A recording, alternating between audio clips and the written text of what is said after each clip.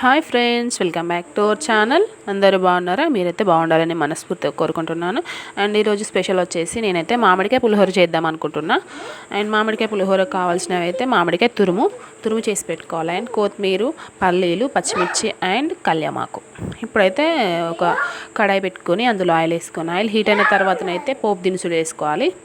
And పోపు దినుసులు వేసుకున్న తర్వాతనైతే next మనం పల్లీలు వేసుకోవాలి. పల్లీలు కొంచెం ఫ్రై అయిన తర్వాత పచ్చిమిర్చి వేసుకోవాలి. అండ్ పచ్చిమిర్చి కూడా ఫ్రై అయిన తర్వాత రుచికి సరిపడా సాల్ట్ వేసుకోవాలి.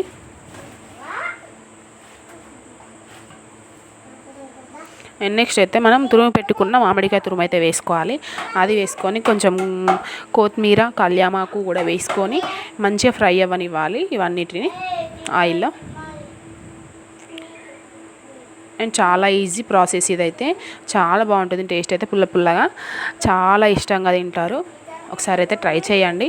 ఇదైతే ఫ్రై అయిన తర్వాత నెక్స్ట్ అయితే మనం పసుపు వేసుకుందాం.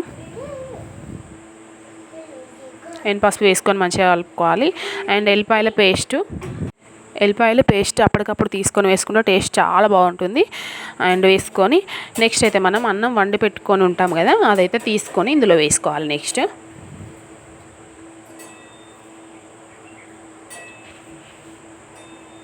అండ్ వేసుకొని మంచిగా కలుపుకోవాలి.